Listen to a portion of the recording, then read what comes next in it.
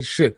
What's good? What's good? It's your boy Norbs, and this is Jamel, and this is the 10-8 podcast. What is good? Your favorite podcast, y'all. Let's be real. Your favorite podcast is up and coming. Absolutely. Yeah. Damn, it's already packing up right now. Listen, we're gonna get the favorite podcast, baby.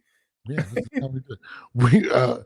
We all know the news that's been popping off. Gervonta Davis is taking over the internet again. This time again with more legal issues, and now the fight is at risk. We're gonna cover all of that, and we even bring a special person today to actually go over the actual complaint. We're gonna get into all of that, and even more. We're gonna drop an exclusive between Jamel and Tank. We're gonna talk about all that right after this.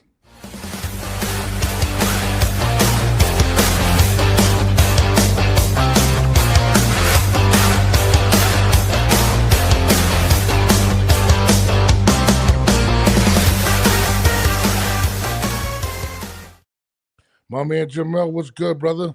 Everything's good, bro. Yeah, today's gonna be it's gonna be a different show. I'm gonna tell you that right now. I think we might have some people upset at us. Nah. If you're upset, it's because you're being, you know what I'm saying, you're not trying to open your mind or just not trying to hear it. But we're not here to, we're never here to be biased. We just call it how we see it. Absolutely. No, that is an absolute fact. But the big news in boxing, and we kind of let it breathe for everybody to get out their stuff, has been Gervonta Davis versus Jake Paul.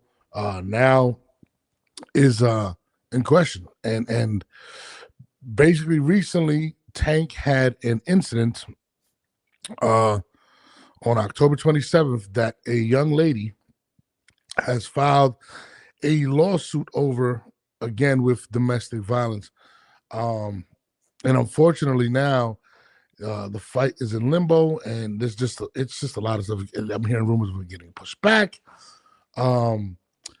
All types. I've heard Edgar Berlanga. They reached out to Ryan Garcia, offered him $40 million. Oscar De La Hoya got involved. There is a shitload of layers to literally peel back today. This story is going to get more interesting as it develops. But this shit is it's crazy, to be honest. And we had posted it recently because we post the news. We don't give a shit. I mean, it is what it is. We are. This is what we do. You know what I'm saying? We are a podcast that covers the world of boxing, and nothing is off limits, in my opinion. This is what it is. But I mean, what do you think about this? These new allegations, and the fact that he possibly now can lose $40 million, apparently. I just wish him the best. I know you and I are gonna speak on it. But those who don't know, Tank actually hit me up like 2 days ago now. Yeah. Matter of fact, not 2 days ago. For the past 2 days, Tank been hitting me up, basically cursing me out for this or that and the third, for just my opinion.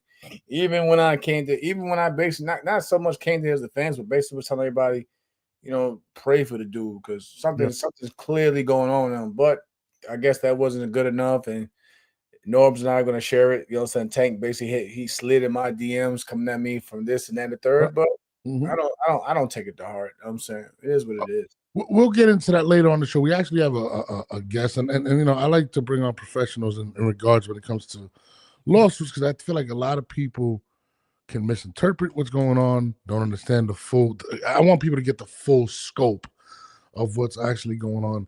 So I decided to bring on my actual personal lawyer, my friend, Jamar Creech, and let me bring him on. Jamar, what's good, brother? Norbs, what's going on, man? What's going on, man? What's going on, Mar? Yeah, we were discussing this case, and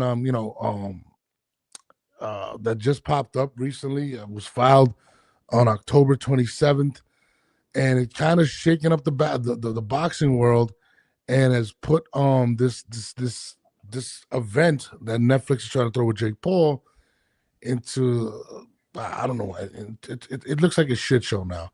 A lot of people have questions in regards to the complaint because, apparently she went right to a lawsuit. I don't know if she filed, but there's a lot of things, misinterpretation. I don't know exactly what happened. I know you've dove into the situation. What have you heard in regards to the actual the case and everything in terms of Gervonta and the domestic violence case? Yeah, so as you indicated, there was a complaint filed in Miami-Dade court at the end of last month, October 27th. And according to reports from ESPN, there was also a police report filed as well out of this same incident. So what we could have here are two different tracks of litigation going. There could be a criminal matter going, but what we do know for sure is that there is a civil matter pending in Florida. And for the record, I am licensed in the state of Maryland. I'm licensed in the District of Columbia. I'm not licensed in Florida. However, I can read a complaint and give you all a good understanding of what the claims are and what's been alleged against Gervonta Davis. First and foremost, like I think a lot of people, and we were speaking earlier in the regard of the it being a lawsuit. For some people are saying, "Oh, it's about money or whatever." That's besides the point. But right in the you bring up the Cassie situation where Cassie put out a a lawsuit on him, and eventually Puff got charged. She was able to. She actually ended up testifying in his trial. It doesn't eliminate charges still being brought. I just kind of want to clear that out. How does that actually work?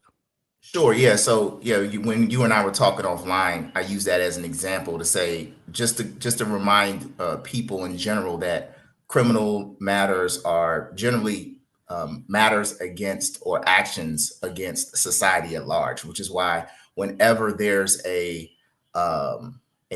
case, it's the United States if it's a federal case, or the state of wherever versus the defendant, because that particular jurisdiction is representing the society in which that alleged crime was committed. Whereas civil law addresses private matters between individuals. So whether it's in this instance, the plaintiff is alleging that Gervonta Davis hit her. So there's a battery claim.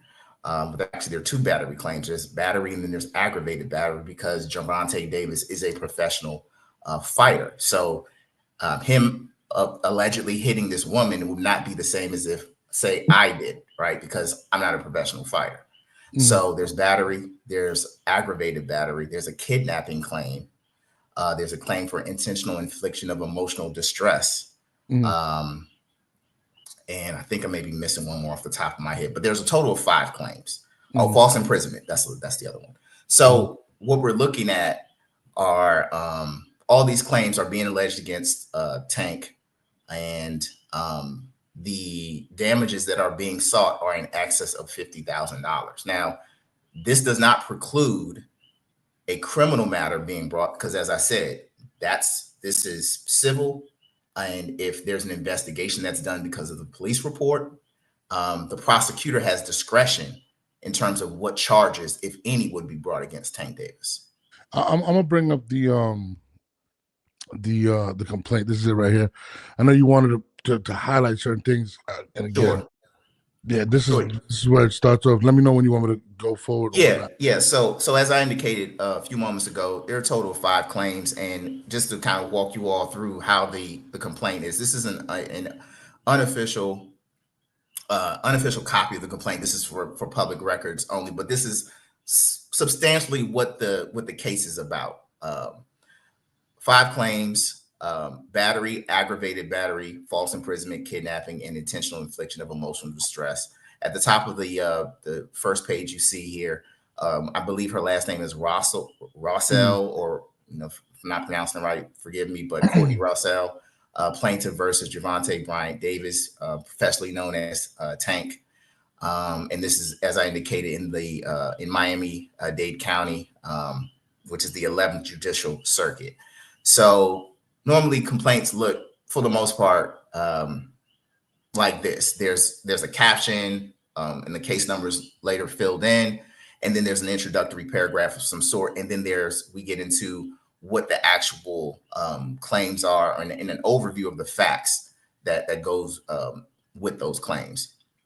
So you can scroll down to the next page.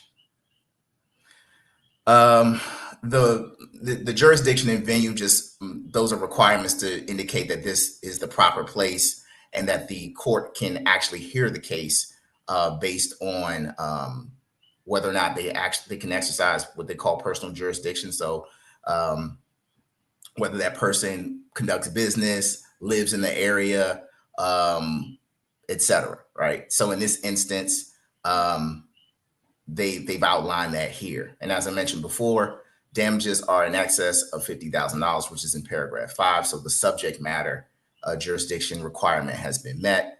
And venue as well is proper because in this instance, all parties conduct business in Miami-Dade County. And the cause of action in this instance arose in Miami. So in other words, the underlying facts of the case arose within the jurisdiction. So what they've done here, what counsel for the plaintiff has done here is started to outline, or identify who Tank is. So unfortunately, there may be some things in here that he does not agree with, and I'm sure at some point, if he gets wind of this this podcast, he's not going to be too thrilled. But this is what's been alleged. I mean, it's public record. I mean, it is public record. So, for instance, they say he has vast and extensive criminal history with instances related to domestic violence and abuse against ex-girlfriends, which is likely germane to this instance because what's been alleged here is violence against a woman who he has some sort of relationship with. And then paragraph 9 talks a little bit about his criminal history. So we don't have to go through all of that. I'm just kind of laying out the facts here. So next page.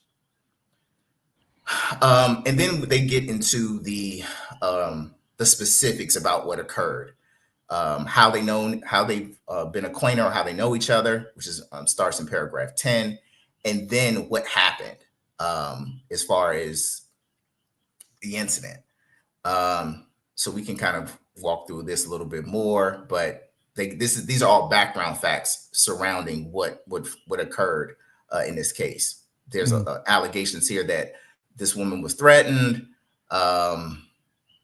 She was allegedly physically assaulted, things of that sort. Next page. Next page, yeah. So I actually want to go down to count 1 battery, but all the preceding paragraphs lay the foundation. Then we get into the specific counts.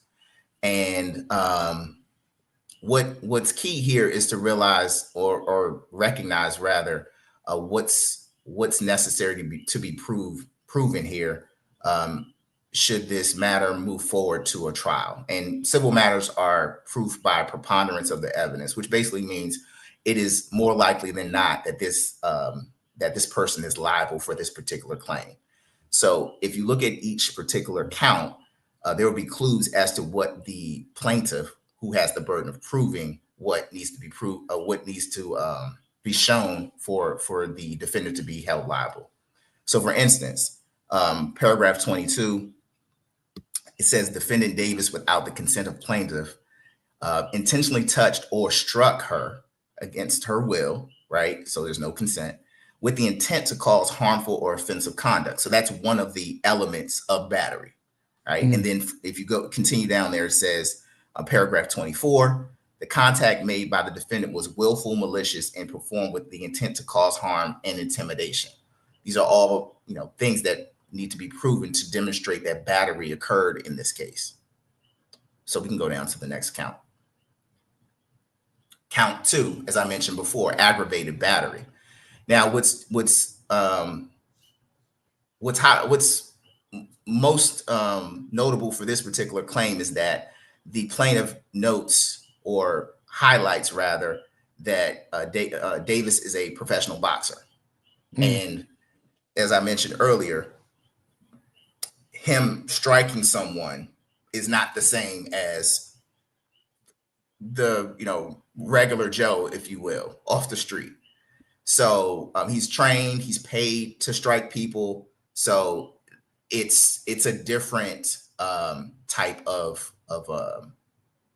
battery in this instance. So that's the main thing that you would want to take away from this. But still without her consent, still intentional, malicious, reckless disregard, and so forth. Next page. Next page. Count 3, false imprisonment. So the key here is that there was we can go down to paragraph or just highlight for the sake of this particular portion of our conversation. Paragraph 31, Davis by force threatens and was physically violent, unlawfully restrained, confined, or imprisoned the plaintiff against her will and without legal authority or justification. So essentially, she didn't have any sort of reasonable means of escape. So she was basically trapped for all intents and purposes at a particular point during the incident. Mm-hmm. Next. And hold up before you continue. The other thing to highlight there is that they note defendants' actions were deliberate, intentional, and designed to instill fear and control. And okay, that was it. But those, like I said, these are some of the things that have to be shown to demonstrate liability. Before we go to the next page, there was one more count that started on the other page, and that's kidnapping. Mm-hmm. Kidnapping and false imprisonment, they're like cousins. Not the same thing, because false imprisonment doesn't require movement. You just need to, you know what I'm saying? So like kidnapping, there has to be some sort of movement of the person. False imprisonment, they just need to be in a situation where there's no real reasonable means of escape, for the most part. Mm-hmm. There may be some other elements, but by and large, that's what false imprisonment is. But yeah, kidnapping. So we can go to the next page.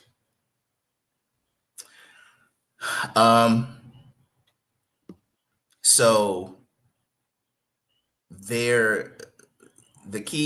one of the key paragraphs in this particular count is 36.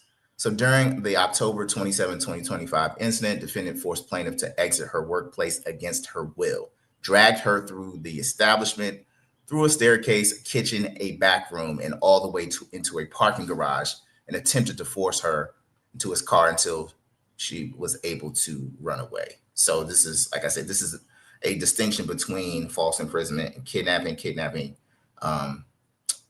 normally requires some sort of movement without consent of that particular person.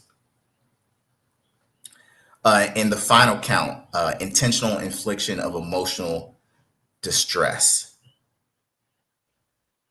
Paragraph 40, defendant Davis engaged in a continuous and deliberate course of outrageous, malicious, and intentional conduct directed toward plaintiff, consisting of repeated acts of physical violence, explicit death threats, and ongoing emotional and psychological abuse.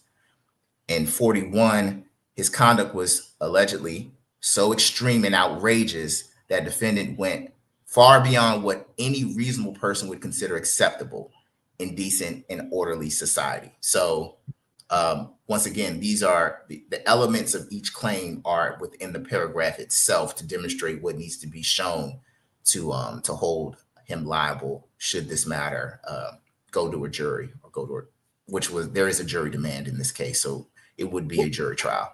Why would there be a jury trial as opposed to just the other judge? Why would that actually matter in the situation?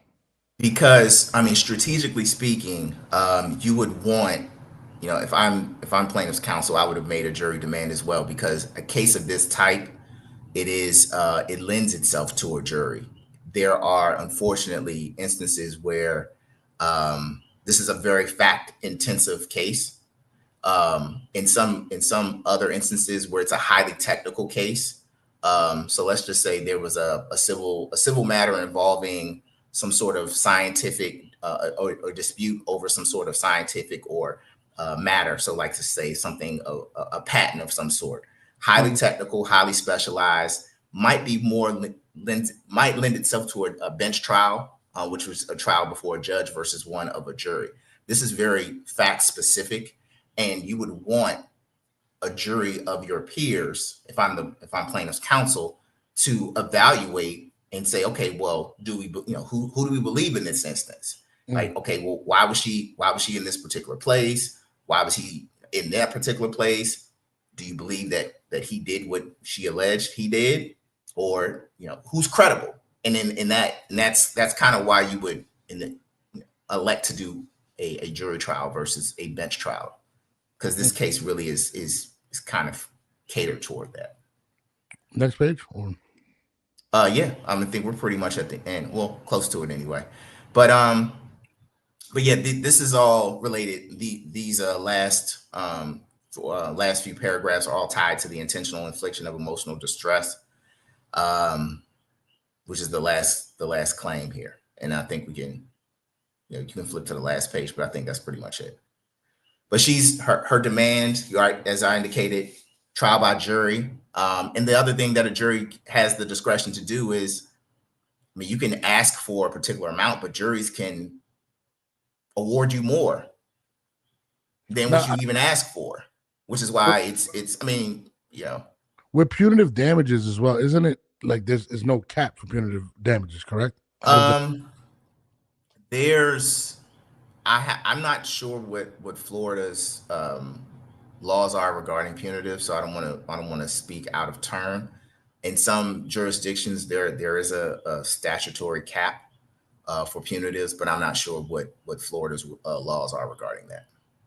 So, and Jamal, I know you got questions because whatnot, but I feel like a lot of I was debating with somebody earlier, and they were like, the fact that she didn't file a criminal whatever, the likelihood of it getting thrown out it's more likely. Is that true? But I need to answer that. Yeah.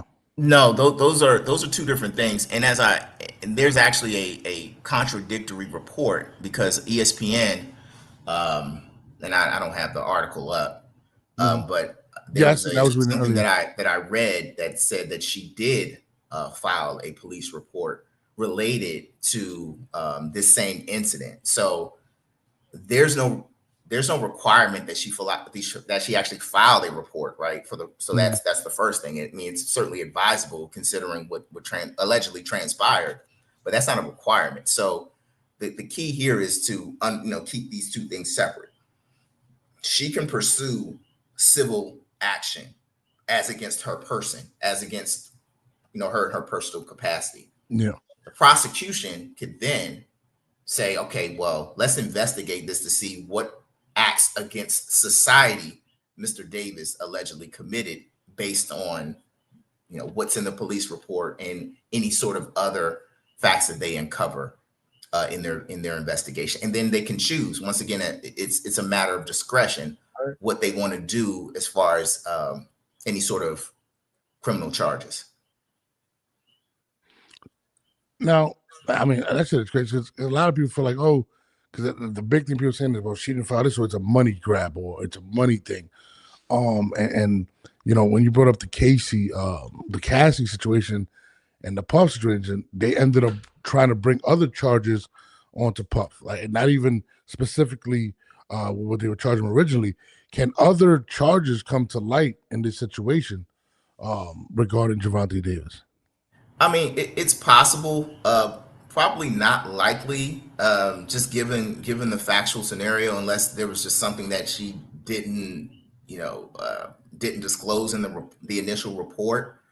But it's this. I think this is pretty much confined to that particular day, October 27th. I think what made the Sean Combs matters very different. We're talking about years of conduct.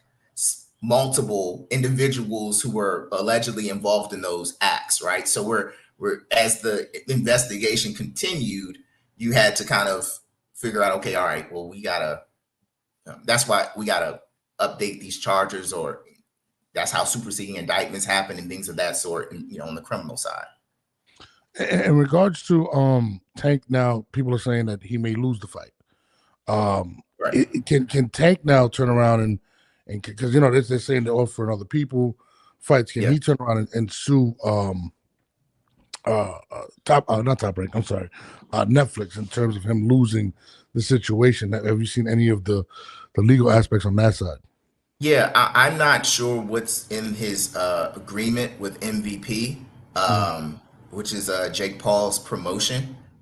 But I can imagine, given the platform that this fight is set to air on, that being Netflix, that there was probably a morals clause or a conduct clause somewhere in an agreement which allows them to kind of protect the event, the integrity of the event, right? So you don't want any bad press, certainly leading up to the event, which could jeopardize the bottom line. So, given the fact that this is set to air on Netflix, there's probably some sort of provision, morals clause, conduct provision that gives Netflix some assurances, and also allows MVP, if they need to pivot to a potential replacement for Mr. Davis. If you were Gervonta Davis, how would you approach the situation? Just from a neutral standpoint, how would you, especially with everything that's going on right now, because there's going to be countersuits, stuff. Counter lawsuits, stuff like that. What advice would you give Gervonta in this situation?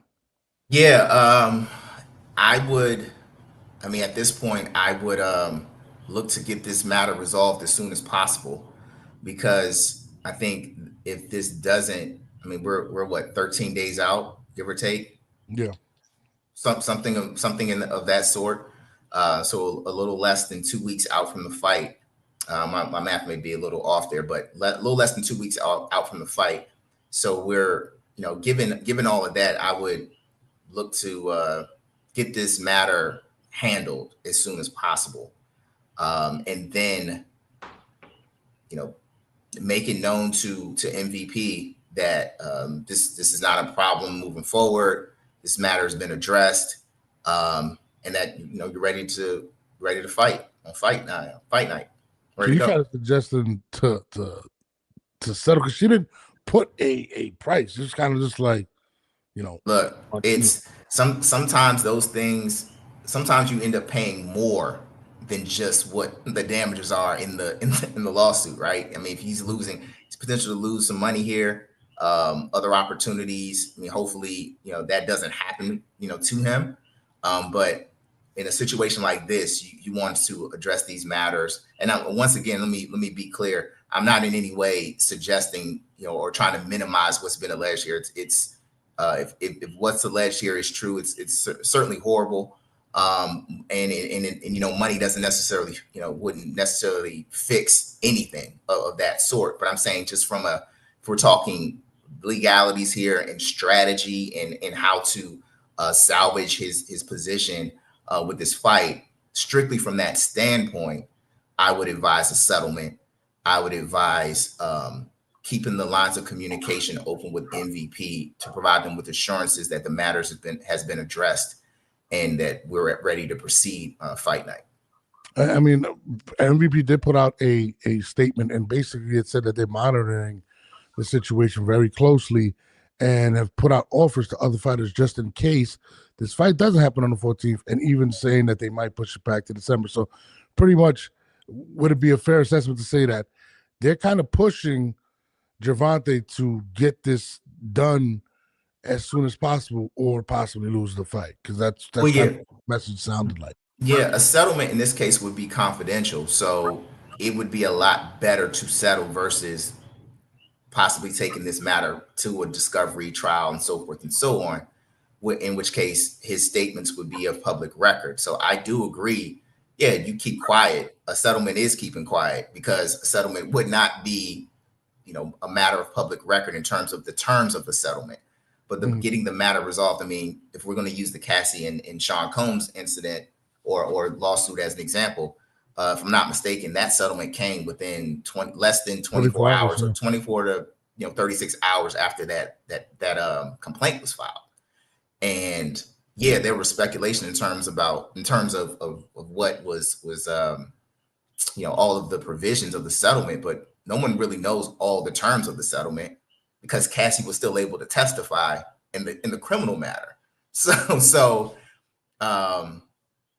which was expected anyway. But yeah, I would get this done as soon as possible if I were him. Mel, what's your thoughts on that, Mel? In terms of what? I mean, if you have any questions, something like that. I'm just following. I'm just following and listening. You know? So I'm just listening to everything's going on with the situation and the perspective of the case.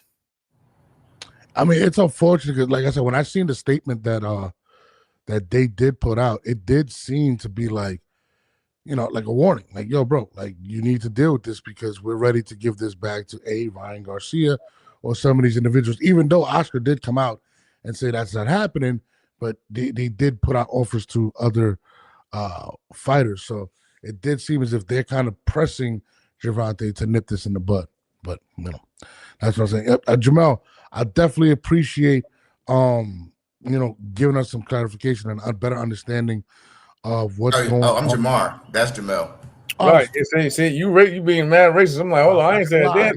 Jamel, Jamal, like I'm just being real. Like my wife's cousin, his name is Jamal. Like now you want to bring his wife's cousin. Wait, what's his race? He's black. He's like you guys. Have you ever met a white Jamal? Like, come on, I've never met a white Jamal. But anyways, I want to see what goes on in this case. I believe it's going to get handled very quickly. I don't think, and as stubborn as Tank is, I think his advisors are going to tell him to get this out of here as soon as possible if they want to continue to make money. So yeah, I think this gets. I would be very shocked if this goes to trial. Like I just don't. To me, I think he stands way more to lose in that case. I mean, yeah, like I said, the discovery. I don't think it goes that far. Yeah, with everything that he's had in history, I hope it doesn't go that far. But I'm with you. I don't think it goes that far though. But again, if it does, it's just going to drag out and it's going to cost even more. Yeah, I mean, not just the money, the reputational damage. Right. Yeah, it's going to keep bringing up to the spotlight, and it's one thing you want to just sweep under the rubber eventually over time. But yeah, you drag it out, it just turns out bad for everybody. Yeah, and then more stuff is going to come out. More people are going to come out. Remember when the Puff situation happened, it was like a million other females that came out. So remember before he even got arrested. Remember he paid her whatever she asked for, and then he still got hit. You know what I'm saying with whatever charges presented. Yeah. There was a police. ESPN reported that there was a police report in this incident, and regardless if there wasn't, it still could be charges. That's what. Yeah. I mean, according to ESPN's recent article, a police report was filed in connection with the same alleged incident of October 27th from the civil matter. But yeah, there's no requirement, but with the police report being there, it certainly opens the door to a criminal investigation. Jamar, I appreciate your time. I know you're a busy man. You're out in Puerto Rico. Your skin is glowing. I like it. I appreciate you. You're gonna mention that, man. You're gonna mention that because you're in Puerto Rico. No, I'm trying to get my guy a nice Puerto Rican wife, have some kids. This is come on, man. Great man, right? Great lawyer, great man right here. Jamar, I'm gonna let you go, man. I'm gonna holler at you. Appreciate you, bro. Hey, appreciate you, Norris. Appreciate you, Mel. I like that. Appreciate you. Know. Appreciate you, Jamar. Take care of yourself out there. I know. That's my guy, Jamar. That's my lawyer. I wanted to bring him on. I felt like there was a lot of different things that people were misinterpreting and stuff like that. I had to get a better understanding of what Gervonta's facing. And this shit is crazy, bro. I'm not gonna lie. Like when I seen the shit happen, it didn't surprise me. Like I was like, damn, dog. Like it is what it is. Somebody said, do y'all remember that Jake Paul press conference? Tank said if he was beating women more, would come out and say something. I mean, listen, nobody's gonna admit to that. I ain't gonna lie, I ain't watched the press conference. Yeah, that shit was ass. I'm not gonna lie to you. But so MVP did put out, remember that statement that Jamar was talking about. And it kind of seemed as if they were like kind of pressuring, like, yo, bro, deal with this. However it's dealt with, deal with it. Because at the end of the day, if they got to wait for... Bro, the whole event fucked up. Simple as that. Let's be honest. The whole event, they can go For one, let's be real. No, like from what I've seen the reaction, I'm pretty sure you've seen the same thing. Nobody cared for the fight to begin with. Yeah, So like that absolutely. right there said enough for me. Um, unless you go with and then in terms of Jake, unless he goes with somebody his size or somebody, worth him, getting in the ring with, nobody cares for that for the event. If anything, I mean, I'm still interested in more. Well, I've been interested in more with the undercard, Alicia Bumgarner, Yeah. Gary Antoine, Yep. Antoine, Russell, whatever. But Yep. other than that, the main event, nobody really cared for it. The undercard was solid. Don't get me wrong. Shout out to Shane Mosley Jr., Yep. Abel, Jesus Ramos as well. The Yep. undercard was solid, but nobody really cared for the main event. Yeah. So and Tank, his name is big as they come. So who at the last minute? What are we like 2 weeks out? Yeah, literally 2 weeks out Yeah. for the 14th. fight. Mhm. Who the fuck they gonna find in these 2 weeks? Well, let me. There's 2 points right here, right, that I want to touch on. A, when Teofimo bring up the fact that the shit is empty and 2 weeks left, even with Gervonta's name recognition, the event's wasn't doing well, right? That's first and foremost. The only other name that I think could have made sense given time would be Ryan Garcia. But as we see in this video, which I'm going to play right now, Hey, so I wake up to calls from reporters asking me about Jake Paul and Ryan Garcia. Let me just tell you why this fight is not going to happen. Ryan Garcia fights for DAZN, and Jake Paul fights on Netflix. I mean, that's pretty much the bottom line. Golden Boy has a contract with DAZN. Ryan Garcia has a contract with Golden Boy. And that's just the way it is. I mean, this is business.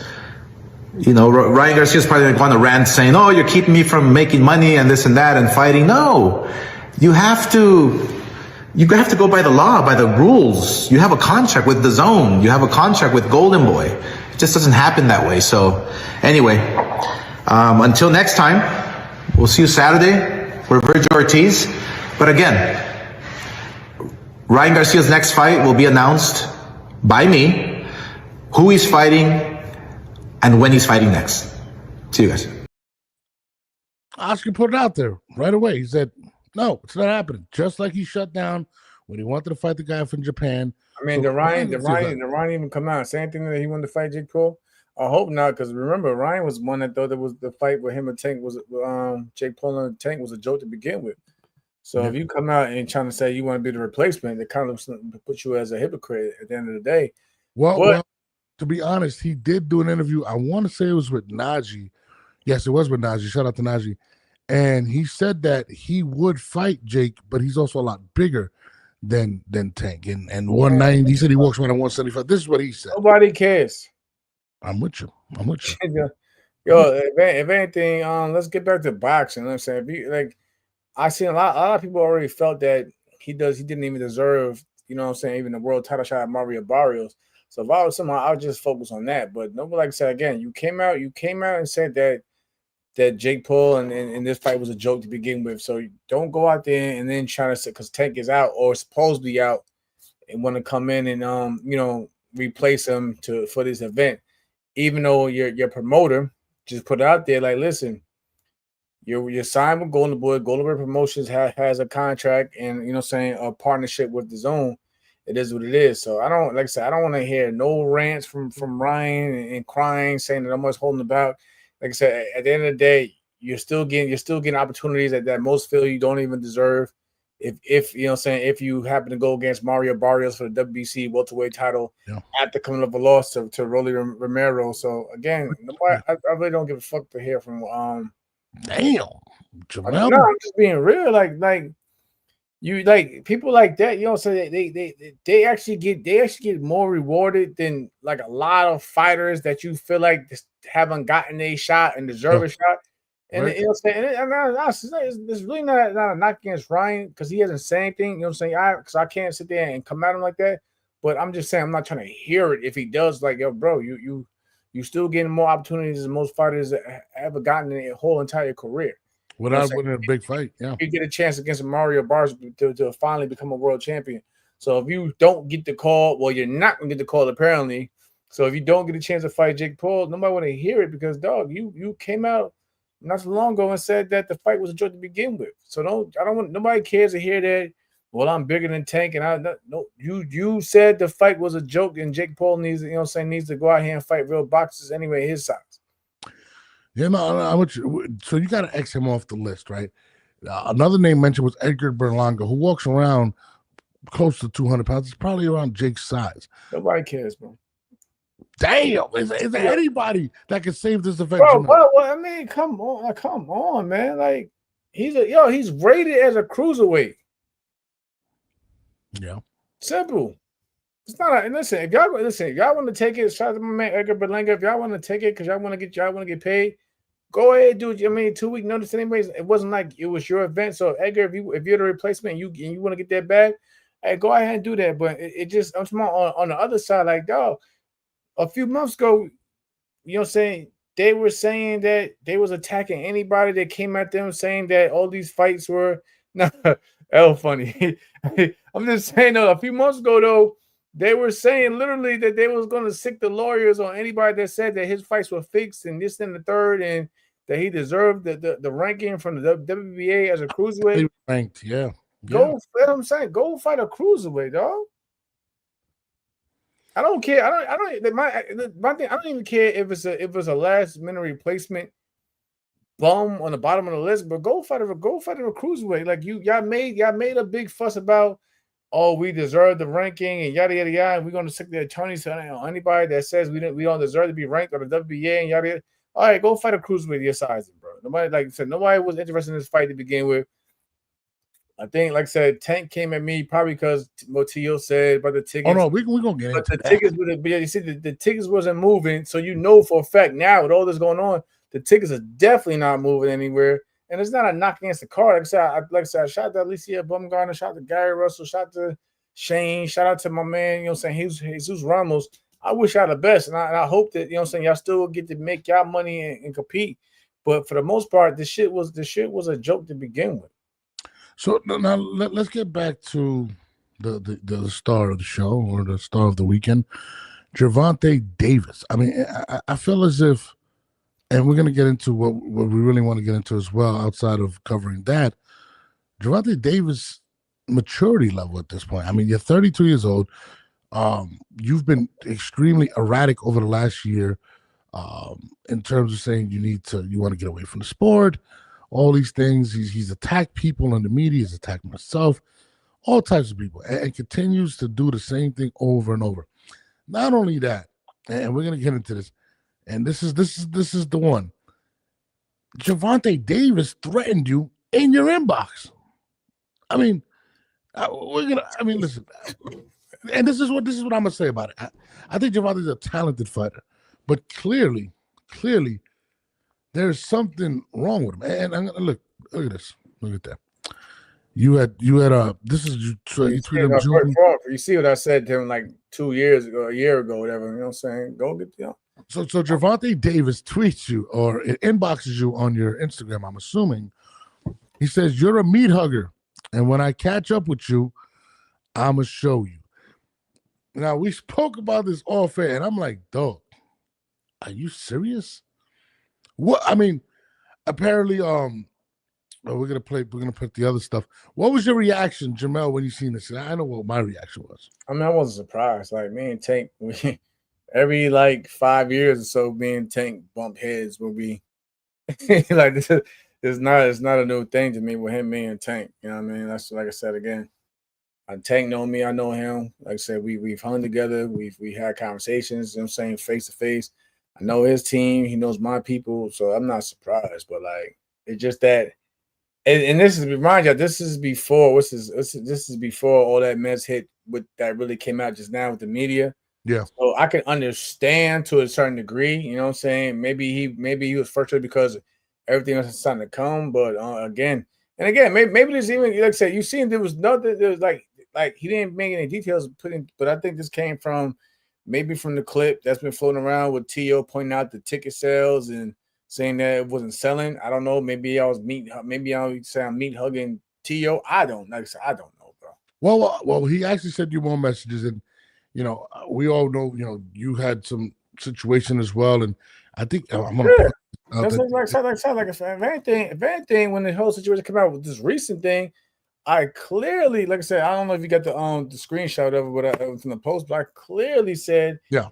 Pray for the man because there's something seriously going on there. And all I said was this legal. Shout out to my man Ellen James because we talked about it on the side. This legal shit ain't nothing cool about this, man. Hell no. But that legal shit, like, bro, I've been going through it this whole entire year. Let's be real. I don't throw, like I said, I don't throw stones in a glass house, and I don't throw rocks and hide my hand. You know what I mean? But at the same time, if I can give you game, you know what I'm saying, and try to, help you, from self-destructing and doing something stupid that you're going to regret, then it is what it is. But if you don't want to hear it, that's it's cool. It's cool too. I'm not losing no sleep, but I'm not here to sit there and try to bash you. And then my side of the street isn't so peachy, but at the same time, I'm gonna give you game. The thing that got me is, bro, you're going through it now, and it kind of shows the maturity level. Like, bro, you're not supposed to get into other shit. Threatening somebody else over a post that you didn't even make is absolutely crazy. And again, yes, that guy, you said that I didn't even make the post, and it coming at me. So I think you had responded. You said, "So one time where I've ever attacked you, whatever." You basically broke it down. You guys could see yourself, and you're kind of like, "Yo, bro, like, bro, nobody's attacking you." Like I said, Anthony, whenever your name came out, I said, I'm not here to judge you. I told people to send him prayers because I don't know. Like I said again, I wasn't there. So, so just like in my situation, I felt a lot of y'all wasn't there to be sitting there, coming at me. So I get it. So I was like, listen, I wasn't there. You know what I'm saying? I know how the game gets. I know how fast, the world piles on you.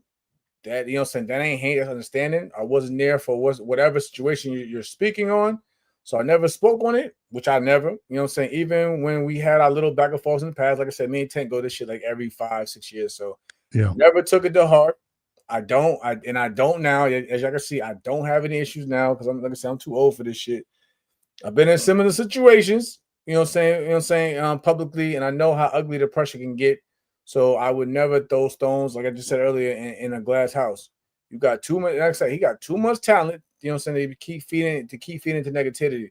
Channel that energy into something that elevates you. I wish you the best for real. If you ever want to address anything publicly in a real conversation, no malice, we can do that on a podcast. Or it really whenever, Tank. I'm not hard to find. Until then, stay focused and handle your business. And this is before MVP and Netflix. I was still hoping that the man gets his money. Yeah, nobody wants to see that. But this is the crazy thing. This was his response. You don't even know what the fuck you're talking about. You had the same incident that I put my input in on your ass. No, you bitch ass nigga. Damn, he said like, yeah, I could see he was snapping his neck when he said that. Like, you bitch ass, whatever. Anyways, listen, he woke up at 7. It was at 7:14 in the morning. It was. Then he said, when I see you, it's up. He's referencing a Cardi B song, and it's up, and it's up, and it's up, then it's stuck, right? Then he says, with your bitch ass, fuck your respect, nigga.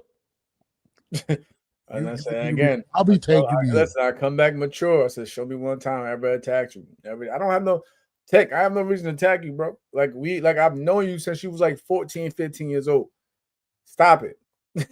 Like I said, shout out to Coach Kyle, shout out to Coach Kenny. I have no even right now. This shit doesn't move me. Like I want to see you succeed. I know your story, but at the same time, motherfucker, like this is my thing. And then like Kate, like no real talk. Like it's like me and you spoke on the side. Cam and May said it better. Why is it? And not matter of fact, even Najee pointed it out. Why is it that when people of color report shit, they get attacked? But I don't see. Listen, I don't. Is he in ESPN's inbox or whatever? Whoever's over there and this one and that one, making threats, saying when he see him. I'm not listening, man.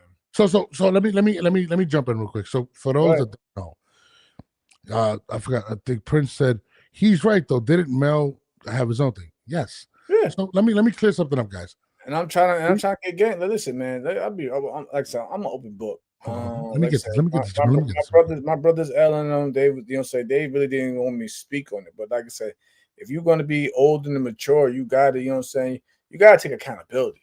I'm still taking accountability. I'm still taking accountability. Whether it happened or not, I still got to deal with the scrutiny. I still got to deal with the, you know what I'm saying? Even my personal life. Like I said, I don't have a right now. I can be real with y'all. I don't have a relationship with my oldest daughter because of all the media shit. But at the Yeah. same time, you know, I'm human. You know what I mean? Like I said, I still love my daughter. It is what it is. You know what I'm saying? We you know what I'm saying is we're not on the same page right now. But you know what I'm saying, that's still my daughter, you know what I'm saying? And as a person, I just gotta, you know what I'm saying, just go with the flow and you know what I'm saying, and fix shit as it comes along. But I'm not here to be like, oh yeah, Tank, yeah, he fuck. I don't do that. I don't do that shit. If anything, like I said, I try to give you game from my personal experience and shit that I'm going through. So You know what let I'm me answer Prince. So Mel never made a comment about the situation. This is what actually transpired. We are the 10A podcast, myself and Jamal Herring. That is who we are. We speak on everything that goes down in boxing or whatever we choose to.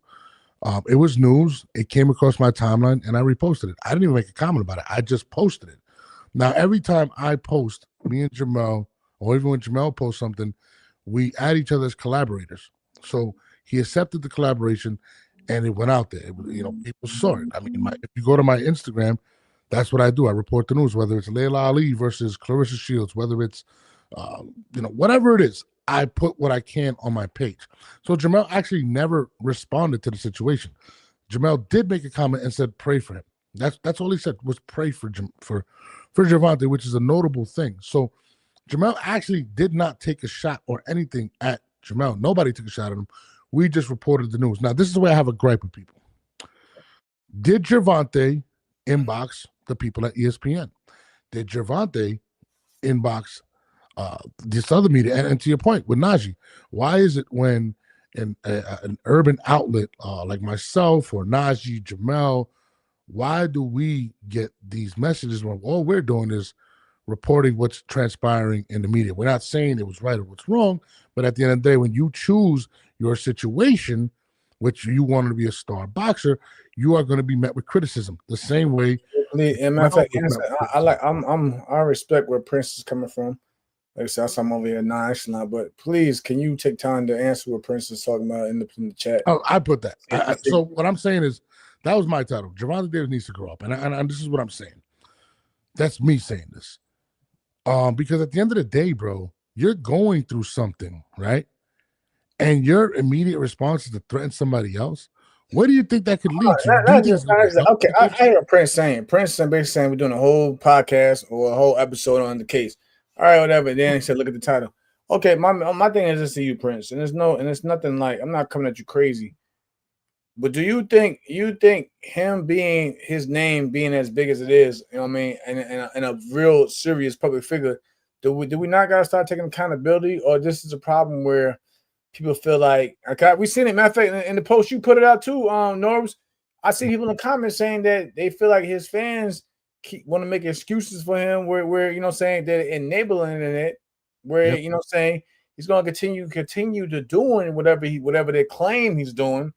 And nothing ever gets fixed. So do y'all want to actually see the man get help, or y'all want to just keep blaming and pointing the finger at everybody else who speaks on it or reports it? That's my thing. Like I said, listen, like I said, I tell my brothers in the chat, shout out to L, shout out to James all the time, yo. And it's the feelings is mutual.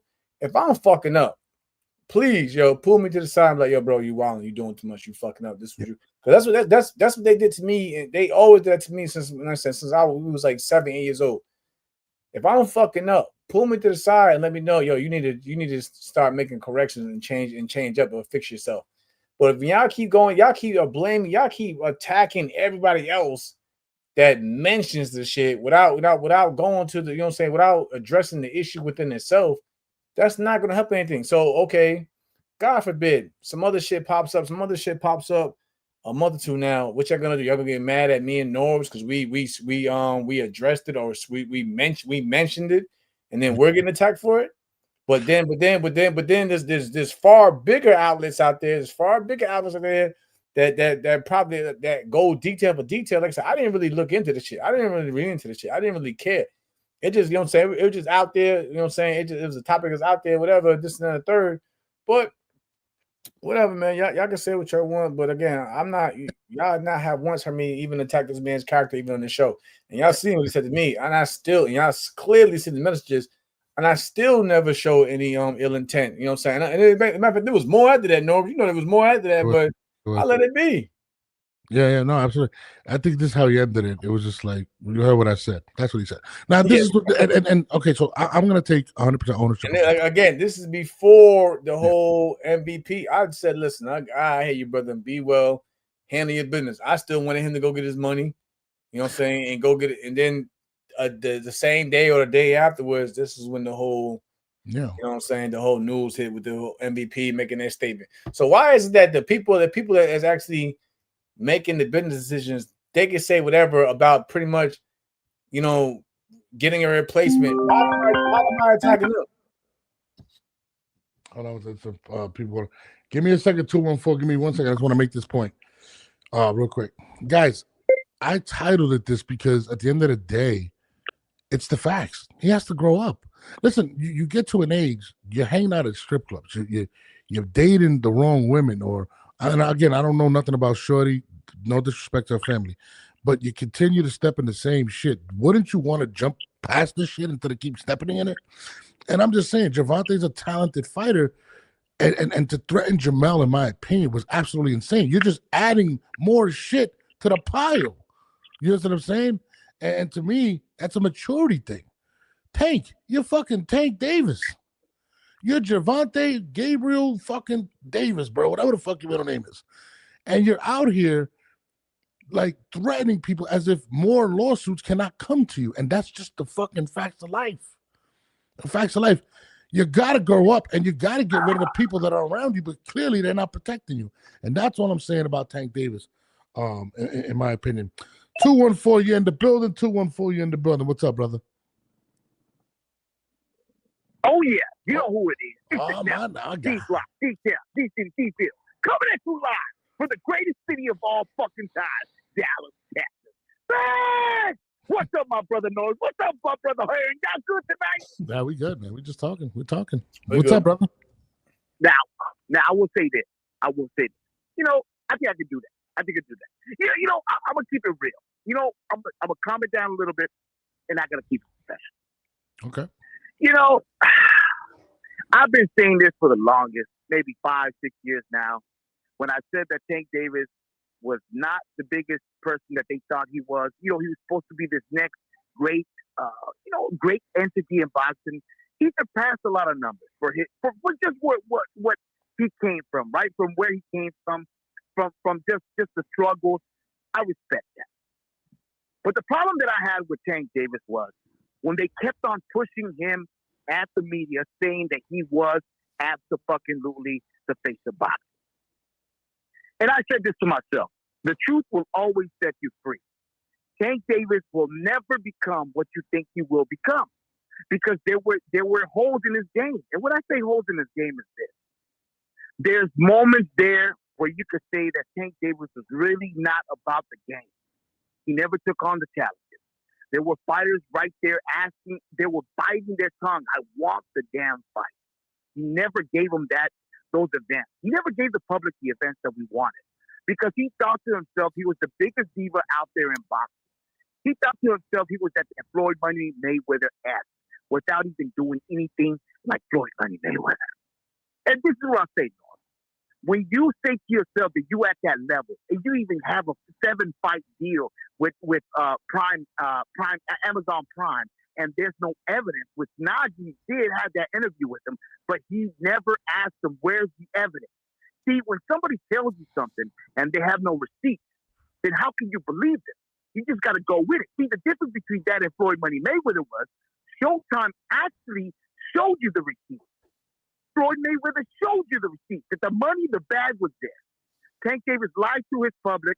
He lied to everybody like a car salesman that wants to sell you a 2010 Toyota, telling you it's the same price as a 2023 Lexus. They're going to lie to you. And I hate that about that we as the boxing public fell for that. Not me, but the people fell for that shit. Norv, what do you got to say about that? I mean, listen, what they said, what the Spider-Man thing with great, whatever, this great expectation, right? People love Tank. And listen, Yeah, yeah. he has all of the attributes to be one of the greatest fighters of all time. And the criticism, I feel like, is finally really getting to him to where he doesn't even want to be in the public. So I'm with you. A lot of the things you're saying are absolutely true, and he continues to get critiqued for it. And it's unfortunate because he is a star. He is a legit superstar. And I feel like, he's imploding at this point. And it's unfortunate. And I'm gonna say this: we're hearing right here, right. And, for him to go at him, another brother in the game, that actually like he's in the military. He's working his ass off. He wants to be about something in boxing. He wants to achieve some greatness. Right? For Tank Davis to go at him like that, that's why I tell you. Once you sniff maybe a couple of mils, and you think to yourself that you're better than everybody else, that's when everything turns. When you start turning at people that actually are about the sport, that love the sport, just like you. But the difference here is this.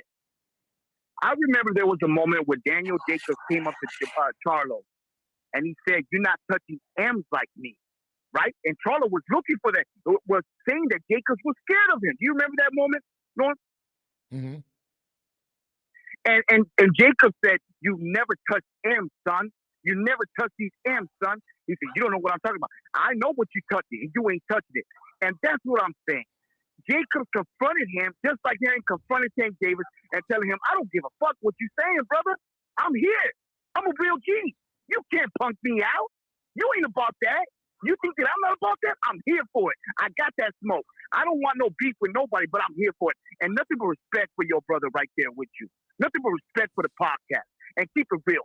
Tank Davis will go down as one of the biggest hype jobs of all time. At least Adrian Broner was a 10-time legitimate champion of the world. I'm going to let it go like this. It's inevitable. D-Block, D-Town, D-City, D-Ville. And I'm going to be seeing this show. Hey! My God, appreciate you, bro. Yeah, Jamal, to his point, man, I feel like I need to hold on. I think my man in Concord say he disagreed. I'm trying to see what he's talking about. Like, Conquest, if you like, matter of fact, I'm gonna put the number over. I'm sorry, it's just so much, whatever. Hold on, let me see. Is this the number here? I just want to make sure. It should be. Is this the number? I just want to make sure. I don't want to have somebody else be calling, but I think that's the number. Let me just double check. But it's unfortunate because Tank clearly cannot handle the pressure, bro. He really can't. Like, it's unfortunate because, at the end of the day, Jamal, we have to cover these things. And I don't like that. That is the number if anybody wants to call up. I don't like the fact that podcasts like myself, we have Prince, please call in, bro. Yeah, the numbers.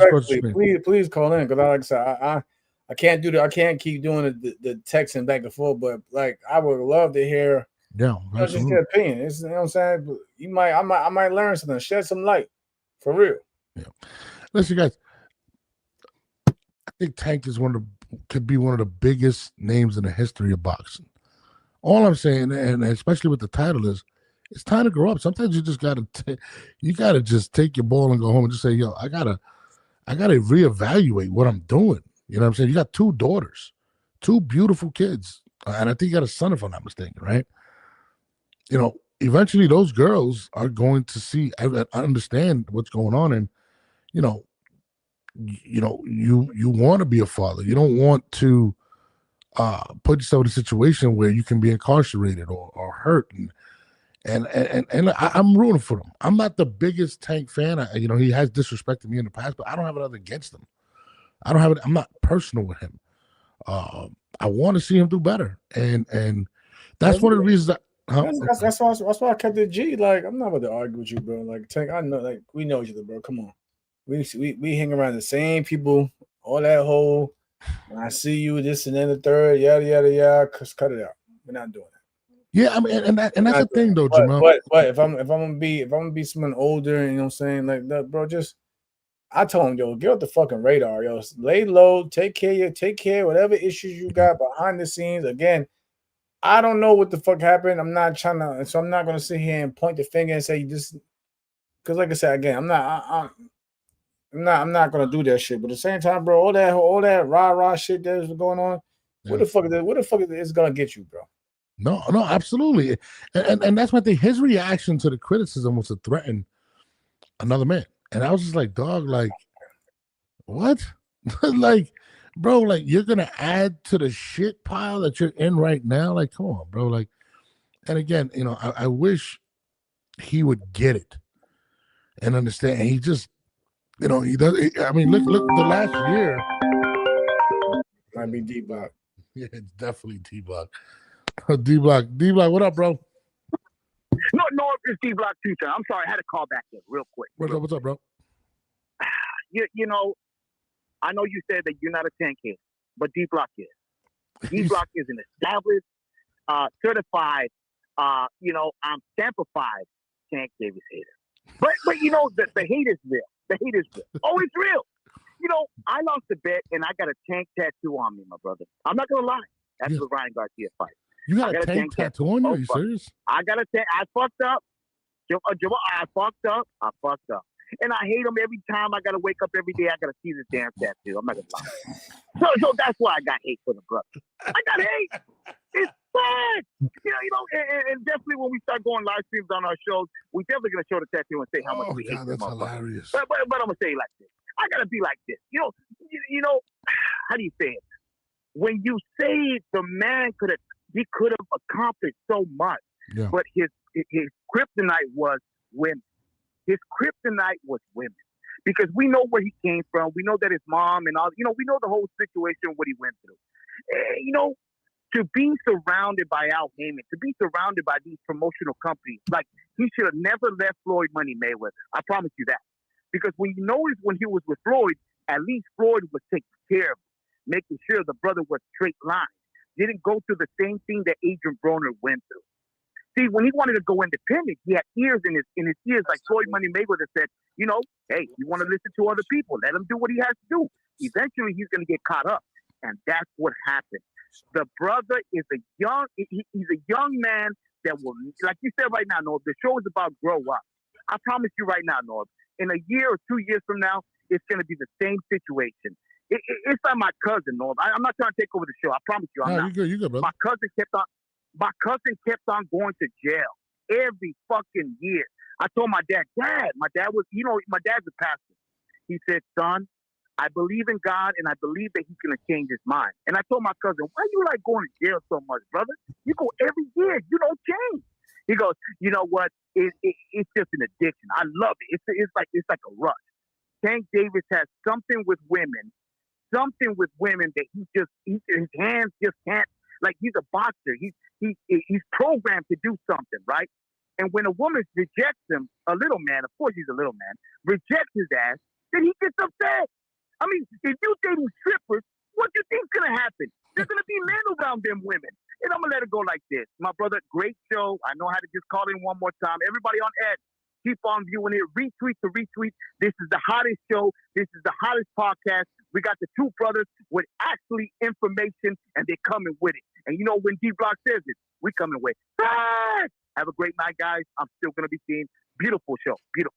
Thank you, my brother. Prince, the numbers on the bottom, Prince. I see the number. Yeah, the numbers in the bottom, brother. You just posted in the chat. And people are like, oh, like I'm like, bro, it's the most factual title that I could have came up with, bro. I'm just being honest. And think about it, the title is the least of the fucking problem. So the title is the least of the shit that's going on. You know what I mean? That's going out there in the world. But I get it. But that's what I mean. Like, and there's no knock against y'all, but I respect it because I got my diehards that rock for me heavy too. And I respect y'all if y'all rocking with them. I'm just saying in terms of accountability, like, when does somebody pull my man to the side? And like I said, my man to the side and be like, we gotta clean up. We gotta clean up. You know what I'm saying? Like I had that, you know what I'm saying? My 2 day ones, you know what I'm saying? I spoke to Norbs, you know what I'm saying? My day ones out here, L, J, you know what I'm saying? They had to pull me because they you know what I'm saying? And like I said, man, if you're not gonna listen to ones close to you, man, who you gonna listen to at the end of the day, yo? Like, when is somebody really pull you to the side that not just fuck with you, but really love you and be like, Jay, you fucking up. Jay, we gotta clean this up. Jay, we gotta do better. Yeah. That's what I was trying to say. Like I said, if I told him anything, don't go out here and like I said, I don't know, and I personally don't know if he went in anybody else's inbox and attacked them for what they're saying. But I'm just like, yo, you can't go out here attacking everybody and then making threats saying when you see him and this and that. Like, bro, this is the problem we got now. This is why we're in the situation we're in now. Yo, just chill, clean, whatever, fix whatever you gotta do behind the scenes, and move forward. You know, it's not the end of the world, Tank. I wish you the best, bro. But yo, all that whole when I see you, this and that, third, I'm not hearing that, though. I'm not hearing that. Listen, you're looking for love in all the wrong places, bro. I'm not with all that. Yo, listen, again, like I just hope that he grows up, and I mean that's I want to see him succeed. You know what I'm saying? I respect the story, I respect where he came from. Like I said, this is a kid that I literally watched grow from. Like I said, I know him since he was like I know him just as long as I know Lamont. You know, I trained in the DMV area. We trained to get me and Tank trained together at one point. So again, this is a kid that I that I've seen grow and watch to do great things, and even be put in a position where people, claim him as a face of boxing.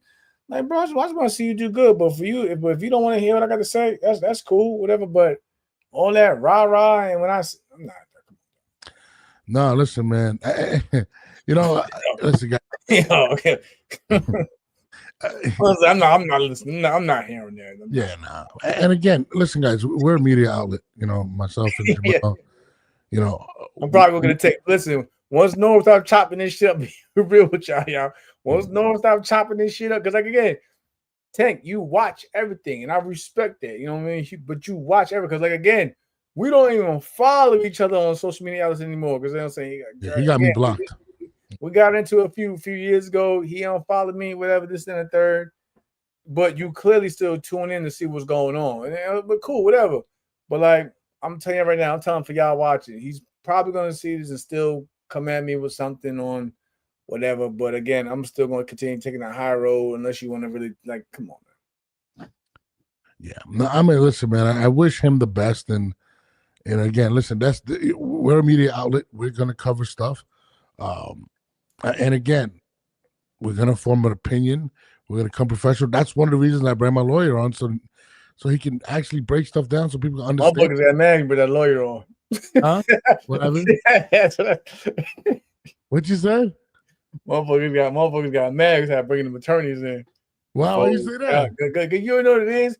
People want to form their own opinion and believe that shit wholeheartedly and go with it. But when you start dropping the gems and bringing in details, motherfuckers will get mad at you. Like, yo, you mad at me because I'm telling you the facts here or how it looks and the direction this case can go. Now motherfuckers are mad about that. No, listen, man.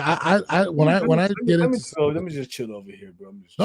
No, it's facts. Listen, that's why I bring him on. I said, like, you got to debunk some of the stuff that's going on. How big is what he's facing? And what he said? He said, it might be in his best interest to nip that shit in the bud, bro. Like, it's unfortunate, but after this incident, man, what they saying? Coming to America, you want to find a good woman? Again, it's no secret the shit I've been through. This shit, y'all. But at the same time, I never came out and attacked everybody, even motherfuckers that didn't have the story right, or even motherfuckers that didn't want to believe my story. I never came out and attacked anybody. I never even came out and attacked the individual that I have issues with or had whatever y'all want to make call. I'm not gonna do that. I just because for one, I got kids, and all these kids, they got a fucking mobile device in their hands where they could just Google your ass up or whatever and see this shit for themselves. So again, I'm thinking as a responsible adult and a parent. You know what I mean? Despite which I may think of me, despite which I may have thought y'all heard this and the third. I got kids and I got daughters, especially. I got daughters. So I'm like, yo, I'm not gonna come out and attack I'm not coming out attacking no woman. I'm not coming out here and pointing the finger. I'm not doing none of that shit. I'm not doing that shit. Then and again, our platform is open to all the fighters. Appreciate the deep block. Appreciate the deep block. And I said you got this, and I'm always gonna show love and respect to you as well. But yeah, man, that's what maturity is. Like again, L knows me better than anybody out here. L would have told you 10, 15 years ago, I probably would have spazzed out, wild out, whatever, 2, just in the third. But again, motherfuckers too old. Simple as that. Motherfuckers too old to be doing this shit. It's too old. It'd be 10 o'clock. Yo, we at the phase we looked at Angel and So. You know what I'm talking about? Like we at that, yo, motherfuckers, yo. Let me just be Unk. I just want to be Unk at this point. I don't got time to be there doing a ride. Let me just be Unk. Nah, Unk, that's crazy. Yo, let me just that's I gotta tell it, yo. Let me just be Unk. I'm not coming out here looking for you in the streets. Let me just be Unk and chill. Yeah. I'm good. Listen, y'all know I'm always gonna be a fighter, but like I told me, like me and Norm. So listen, let me just go. If I could do this for a living, I'm cool with just speaking with y'all. But other than that, let me just be me. I'm not trying to. I don't want any more issues. No, facts. We just want to talk boxing and have fun, man. I want to laugh. I want to laugh and chill and talk. Listen, I treat y'all the same way y'all treat me. I don't look at myself as bigger than anybody. We all human. You know what I'm saying? We make mistakes. We all make mistakes. But like, come on, bro. Like, all that. I'm like, yeah, y'all seen the message. Like I said, I wasn't again. I went between Norbs and before y'all come again. I guess my bro Norbs. He asked me. He was like, Mel, if we can leave it alone? But I was like, nah. I think we need to address that because people didn't really hear this shit. We wasn't really going to address what Tank coming at me and same thing like said what L said, like L said to me off the outside the chat and saying on my messages, so they really didn't want me to address it. But I think some things people need to hear. You know what I'm saying? Especially if you're going to be in a position where you can be, saying that voice of reason or just school the generation under you. Tank is a generation under me. So like, again, Tank, I know you're gonna see this, but like, bro, I just want to see you do good in the world. You know what I'm saying? But again, you gotta start with yourself, bro. You gotta clean shit up. Yeah, obviously, this shit is not a coincidence. It keeps popping up. Whatever, you know what I'm saying? I'm not here to judge, but at the same time, like, bro, you mad at the wrong people. Yeah. If anything, you gotta look at yourself in the mirror and be like, yo, what am I doing wrong that keeps placing me in the situation and go from there. Like I said, only like Pac said, only God can judge you, bro.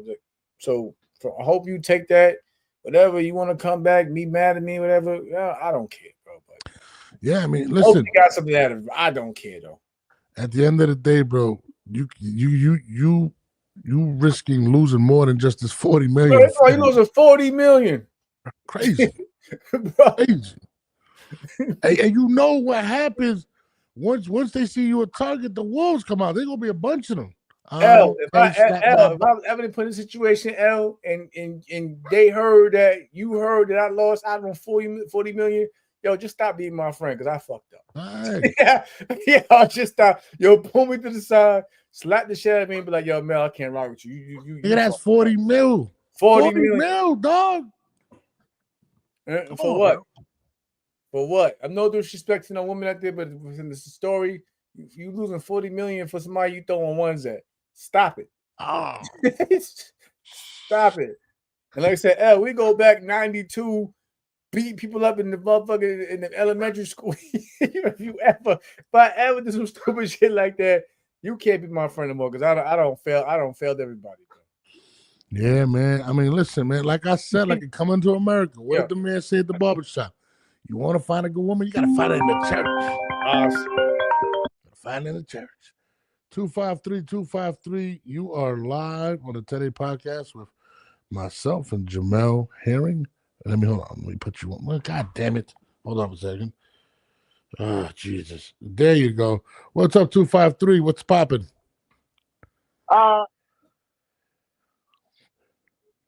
Yeah. You gonna talk? Oh. You're live. I'm here, Prince. What's up, brother? Prince, call it. So I'm trying to hear do I need to click off it because it's kind of stagnant? Turn down the volume if you're listening to it, and shout then put that comment up. He right though. He just been this player for years, and still day one. You good, brother? Talk, man. What's up? There we go. Now, my only thing with the thing is this: passing judgment before we know, like, if the man's guilty or not. That's what it seems like. Nobody's judging him, boss. No. And then you say, when you put in your title, he needs to grow up. He does need to grow up. That's passive judgment. That's not passive And then judgment. like you're catering to people like D Block. He told you he's the number one thing hate. Okay. You cater to this guy, and then you say Tank ain't did this, Tank ain't did that. He flat out told you he had Ryan Garcia over Tank. Okay. Everybody wanted Tank to fight Ryan. Tank fought Ryan. Oh, nah. Then after he did it, oh, he ain't this, he ain't that. So come on, man. He dead it on the fight.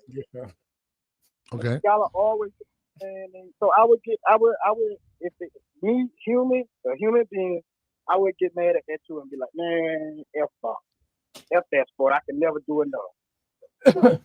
Okay. So you blame the sport?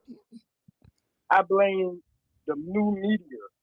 Everybody with a voice who always down in this man. Everywhere, just look at every channel down in this. So man. you don't blame him for allegedly going into a strip club and having an argument with a female? And I blame him if he did. I blame him if he did. We don't know if he did it yet. You say allegedly that, but how we gonna blame somebody for allegedly? Nobody's blaming him. Come on, no. You just. Let me ask you a question. Let me ask you a question. Is this not like the fourth incident? Isn't he on probation for the same thing? I don't care until we find out. So hold on, no, but bro, you can't say you don't care, and then this is the fourth incident. I don't. You can blame. Anybody can say anything until you find out the fact. I don't care how many times. Like if you don't find out the fact, then you're just off your opinion. So you think we're wrong for telling him to grow up, correct? I think people are wrong for going ahead and pass the judgment before they know the facts. That's what I'm saying. Okay. So these are the facts. These are the facts. You ready? Allegedly. Hold on. Let me finish. Boss. Okay. Is it a fact or is it not a fact that there's a lawsuit against him for domestic violence? That don't mean that it's true. I'm not saying, boss. I'm not saying that it's true. But what I am saying, what I'm saying is, could that have been avoided? Man, I can put out Yeah, you got to answer the question. I just answered the question. I'm just not gonna let you bait me into saying that I agree with passing judgment on somebody before we know if they're guilty or not. That's not what I said. Nobody's passing judgment if it's true or not. That's my answer. I'm going to answer this for you. You are part of the problem, sir, and I'm going to break it down. No, how are the problem? You are the problem. You spreading something and you don't know all of the things. I didn't spread anything. What am I spreading? Watch this. I'm gonna do this. Back when Jamel Herring thing come out, I could pull up my tweet, and I was like, man, don't do that, man, like that, bro. Come on, man. Y'all don't know what's going on yet. Okay. I personally said that. You feel me? Because I know that people do certain things. That's how we got to approach every situation. It's innocent until proven guilty. Right. Not bash them and then nobody. Have you heard? Have you heard? No, absolutely. Like I said again. That's why I never said the man did anything they did. Like I said, I never said the man. I personally never said the man did anything. I personally reached out to my boy and was like, listen, I wasn't there. So I don't know what the fuck going on. But in terms of for all we know, Norris could have been, because for one, Norris was gonna have a whole different headline to begin with when we first spoke on it. Because again, it was first gonna be Tank Davis, Gervonta threatens. Yeah. So that was the original. Which is the facts. I mean, for the point, the title at least, that could have been, I took it as, saying Norris could have talked about that. Saying that's actually what I was directing it to. Saying making threats. But I get what you're saying. Yeah. That's why I never came out. If you look at what I said to him, I never said that he did anything. I never said that, he got a this and the third. Because again, and I clearly said to also that, I've been in similar situations that you pointed out as well, that, we can people, the headlines can read one thing, but the truth is, the truth could be a whole different thing. But attacking everybody that's trying to actually, look out for you and be like, yo, come to your side. Like I said, I tell people to pray for the boy, man. Pray for the man. But he took it as another way. And this is before all the other stuff came out after the fact. Stop. That's a fact. But I hear what you're saying, bro. I respect your opinion, though, bro. what I'm saying ain't even really like pertaining to you and Tank arguing Right. and all that, and not pertaining to that. What I'm saying is, you put out a title, you mislead and you lead. Well, How not am misleading because anything? what? Let me. You leading it to what you want it to be. He need to grow up. That's you already taking it in your mind. Like, So you don't think Tank needs to grow up? Yes, that you don't know if he did it or not. I didn't say. Okay, boss. You can't ask me to, boss. You can't ask me to answer a question and then you're not answering mine. I said what I said, right? And what I'm asking you is, you don't think Tank needs to grow up? And I told you this, and this is me answering your question. I didn't say he did it or he didn't. This is my answer to that. Okay. I think before you come up and say that, then we need to see if it's true or not. Okay, that's a good point. Hold that thought. Hold that thought. I'm gonna put something on the screen. Okay, I need you to look at your the screen. True or false? Did this man just say Jamel Herring is a meat hugger, and when I catch up to you, I'm gonna show you? Is that true or false? What? And I said I wouldn't talk Answer about the question. Boss, I just need you to, it's a yes or a no question.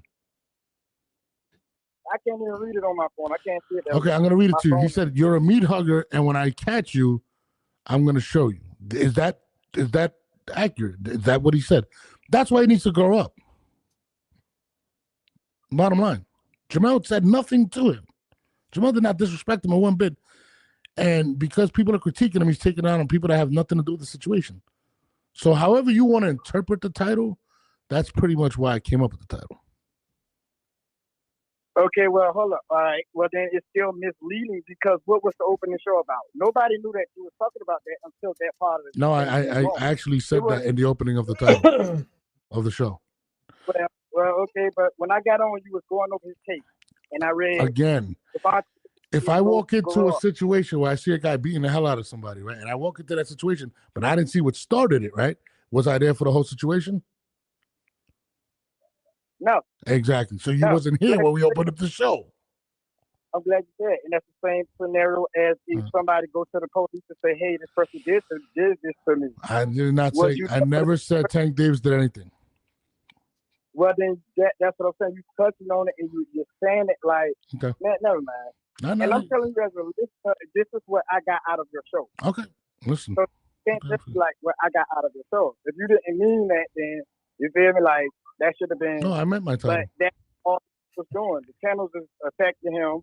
Every channel that's associated with like who love Shakur Stevenson, love Top Rank, love Maximum, y'all all hate him, man. That's so you think? So you're blaming everybody else for him to be in this situation. I got you. That's the problem. He has a problem taking accountability. And that's why Tank is in the situation he is today. No, you're not taking accountability. I'm telling you what's special about boxing. Okay. As a boxing fan that pays and watch fights and watch the news, watch the media, trash a fighter that successfully worked his way up. Who's trashing him? The man told y'all, I don't want to fight Ryan. He's too easy. The man stopped Ryan real quick. The world say, oh, Ryan was too easy. The man said it. Y'all said he was scared. He beat Ryan. Now y'all saying he was too easy. That man the best boxer ever. Well, what? This generation. Okay, yes. What? He's the best. He just don't fight or something. Yeah. You said he's the best fighter of this generation? The best of this generation, yeah. Hold on. Sir, can I ask you a question? Did you do a line of coke before this call or after? Like, are you serious? Are you gonna start over my He's not even a Hall of Famer, bro. And he's the best fighter of this generation. But come on now. That's my opinion now. Come on. Bro, you are fucking crazy. Listen, I love the fact that you're insane. You are clearly insane by that comment. When we have fighters, like Alexander Usyk or Bud Crawford, and you gonna say him? Come on, bro. About these bigger fighters get in the weight classes that they're fighting in when they come in bigger on fight night. You talk about these fighters. Tank don't have to do that. Tank don't need snacks. Tank don't need snacks. All right, man. You got it. We can go. Listen, you boss, you definitely proved my point beyond reasonable doubt. If we were in court, you would be losing right now. But thank you for the call. You are absolutely insane, and I appreciate you for calling up the You know show. what? I think, see, that's something that you don't want to hear because that's no fit in our narrative. I'm See, sorry. the narrative, What did he say? the narrative is if it ain't from top ranked Bob Aaron, then it ain't respected. And that's what's messing up. What does Bob Aaron have to do with this? Top ranked Bob Aaron, all of them. If it ain't from them, then it's not respected. That's what we seeing in boxing. That's why boxing is selling. Everybody wondering why boxing is selling. Y'all are attacking the cow of boxing. The cash cow of boxing? One of the cash cows, man. How we doing? Yeah, Right, but man. whatever. Man. Thanks for having me. Appreciate you, I ain't my got brother. disrespect me. I appreciate No, you. I don't disrespect I really appreciate the call, man. I appreciate you, bro. Thank you. Thank you for calling up, man. Good night. Good night, my brother. God bless. That was crazy. I mean, it clearly is a fan, but these are the reasons why Tank, he goes crazy. If you don't love him, I just wish his. I'm not saying that they don't, because I don't know, I'm not there, but I wish people would take as much energy to pull his ass to the side and be like, "Yo, we love you, bro, but you gotta, or whatever's going on, you gotta get this shit cleaned up ASAP." Yeah, we wish you nothing but the best, Tank, man. If you ever want to have a conversation, like I said, I'm not gaining no money over speaking on Tank. I'm not losing any money speaking on Tank. You know what I'm saying? So definitely, even with hate, I don't have no hate for nobody. And that's why we brought in a lawyer so people get an accurate account of the actual thing. That's really where the attorney came from. You know what I'm saying? It wasn't trying to make him look worse. They like a lot of it, because let's be real. A lot of people out here, they don't understand law. So we brought somebody on here who actually works in law to break down what the fuck is really going on before, people will start putting out opinions or, misinterpreting, whatever's going on out here in the world with Tank situation. It wasn't for me. It wasn't to try to put him in a deeper hole or knock him. It's just to point out what the fuck is going on, so everybody can have a clear understanding what he's dealing with. But like I said, I see my messages before. And this is before all this shit came out. I told him, man, yo, focus on what you focusing on, bro. This is before the whole MVP put out. They looking for a new opponent. I was still saying, good luck with your event. You know what I'm saying? Good luck with your event. Do what you do. Make your money, and let's keep it going. Yeah, man. Shout out to Tank Davis. Listen, man, we love you, dog. We don't want to see nothing going on. Hold on. I mean, let my hands go for a remake. I mean, it is what it is, bro. Go just better fighter. I can't. Alicia said, but it's I'm a fighter. At the end of the day, I'd rather. That's another thing people was pointing out to me. Despite which I may think of Tank and what me and Tank and this and that third, and then we're both fighters. Forget all that. If you want to go fight in the streets, we're both fighters. Like, why are we not? But to each his own. To each his own. Again, I'm good, y'all. I'm not, like I said. Tank has done it. And I will tell everybody. I told Nobs on the side yesterday. The reason why I'm saying is Tank has done far more in his boxing career than I have done, and I will tell everybody that, including you in the comments. So it's never a hate. So to be like, why I ain't do this against Shakur? This ain't about me and Shakur. This ain't about me. It's really not about me. But I give everybody flowers. Shakur is doing his thing right now. I wish him the best. Tank has done more than me in his career. I still wish him the best. So it's not. I don't know about that. I would argue that. In terms of financially, yes, but you beat. But real talk. Even now, bro, let's be open honest. Even if we to my titles, then yes too. I never discredit it, despite which I may say about how he won or whatever. He's still done a lot more than what I've done on my box career. So all that, saying why you ain't, that's never gonna get under my skin, because I'm still gonna give everybody flowers at the end of the day. I don't care. Yeah. Listen, for the most part, a lot of people didn't even think I was gonna even get as far as I did in my own career. So why the fuck am I gonna get upset for somebody else, doing better? Absolutely. Like, real talk. Like, why would I get upset for anybody? Most didn't think I was gonna get anywhere far in my career as in my own personal career. Why would I get upset for anybody else doing better in their own career? I don't think that shit don't bother me. No, I mean, listen, man, listen. Thank you, Lee. And we'll still have a motherfucking exciting fight till this day. That shit don't bother me. So listen, Mel never had a boring fight. He's listen, man. This is a 10 podcast. We're giving you what we're giving you. We're coming at you from a different angle. Look at my face. I don't care. If only more people think the same way as you want. I don't care, y'all. No. Oh, y'all stay late. Bring them to the court. Oh, yeah, you know, I like that though. I like that thing. You know why I like that though? Because they can bring up one fight. They bring up one. You can never bring up no other. Like Alicia just said, never had a boring fight. They bring up one fight. Y'all can never say that this one and that. Y'all bring up one fight, which is cool with me. Because I know a slew of fighters that got dragged and talked about this fighter, and that fighter. Nah, hold on, Mel. This shit hilarious. I just got a text from my lawyer, right? And he said, man, somebody said I look like it was Lamont Roach. I was reading the paper. Let's say like Gary Russell Lamont. I try to ignore the comment. I try to ignore the They thought Lamont Roach was reading the complaint. It was Lamont Roach in disguise, speaking on law. Oh shit, that is hilarious, bro. I ain't even. But hold on, y'all.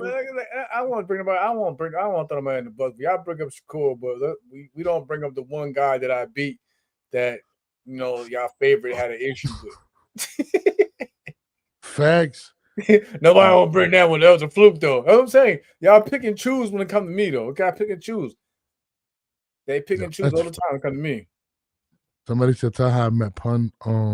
Dog. Y'all want the story time again? L. They pick it, even me and Norris go, we joke, because, like, again, L from Long Island, too, so we know it's a New York thing. We have they had insight on Long Islanders, but, like, I held it down. I held it down for the island. I held it down. Like, Lamont Roach reading the complaint is hilarious, my nigga. I'm sorry, dog. Like, that's funny as shit. Oh my god, I ain't gonna lie, that was hilarious. Stop bro. This shit. What you sipping on, bro? Fuck you sipping on this late, bro? Juice. No, I'm sipping on juice. I don't want juice. Bro, yesterday you was sipping on something, bro, because I was on your Instagram story. You was shirtless with the Joker stuff on. I was coming out my costume. Bro, I was coming at my costume, but I was about to get in the shower. That's why the water was running in the back. I'm just saying though, these kids, off topic of boxing, these kids is different. These kids are different today. They don't want to go outside. I witnessed they don't even want to knock on doors or go trick or treat no more. Everything's in the iPad now. I'm dead serious. I never trick or treating for me yesterday lasted maybe 30 minutes. If that. No. Nah, not my kids, bro. I don't want to sound old, but back when we was coming up, we was out there for hours. You know what I'm saying? We was out there all night. They had I can't even say they had to call us in because we didn't have cell phones. This is early 2000s, whatever you want to call it, late 90s, whatever. But still, now I seen kids in their house with no costume giving out candy. Why isn't your little ass out here on these streets? These kids will never be hustlers. These kids would never be hustlers because they don't know how to go out and go get it. They will never be hustlers. My daughter was banging on everybody's door, talking about trick or treat. I was like, Righty, come on, bro, let's go. You know what? I need to speak to her because I'm gonna have to talk to my little one. Oh man, she crazy, bro. Riley, she loves anything outgoing, bro. That's let me ask Octavia. Mel, hey Mel, is there any advice you can give about confidence? Where does it come from? How to have confidence when you feel low, etc. Nah, I mean, you gotta just believe in yourself. Like, again, I don't like to keep bringing my bro in it, but he's been here with me since I was fucking 7 years old to 40, whatever. And a lot of motherfuckers ain't believe. Like, even when we started boxing, a lot of motherfuckers ain't believe who's gonna be shit. Even with boxing, you know what I'm saying? But so my confidence came in just having self-belief. That's where it starts at. You gotta have self-belief. Because at the end of the day, even the greats have people that still doubt them. So you're never, you know what I'm saying? It doesn't matter what you do. There's always going to be somebody out there that's going to try to keep you down or just doesn't want to give you any credit. So for the most part, that self-belief got to come from within. Even with the podcast, Norbs can tell you from my own our own personal relationship. Norbs really was reaching out for me for a minute, like, bro, we got to do this. I believe we do this. Let's do this. And it took a while for me to even warm up to be on here with y'all every other day with the podcast. But again, I had to believe that I, knew what I was capable of talking about, talking about, to be capable of to put on a great show for you guys night in and night out. So again, you got to just believe in yourself first. And again, you're not going to be perfect. No one's going to be perfect. But again, don't ever give up on what you feel like, what you really love and what you want to do. That's all it's going to come to. Because at the end of the day, somebody's going to hate on you. Me and Norbs, just this week alone, we're not going to say any names, but we experience a lot. We experience a lot of positive, but we also experience a lot of people that want to just bring it down and bring the platform down, this, that, and the third. Yeah. I mean, that's I tell you, how do you have self-belief? Hey, hold on, pull that comment up. Pull that comment, because he's going to go into story mode again. Pull that comment, pull that L3 comment up. Look, I'll read it. Jamal almost quit boxing in the amateurs after losing to Danny Jacobs in the juniors. Damn, Danny Jacobs is kind of big though.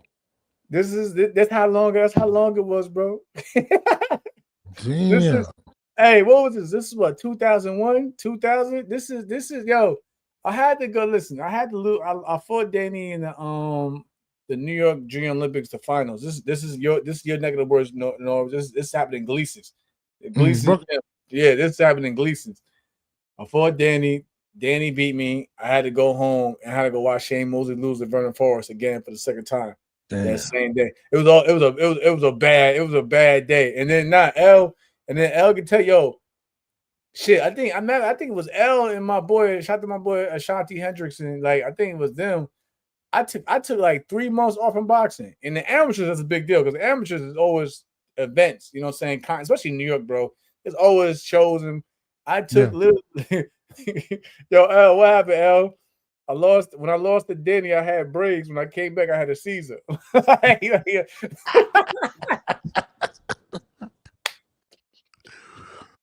it. I was done with boxing, but now my bro, like, I started seeing my bros, and they was doing their thing still in boxing. I was like, all right, let me get back to the gym.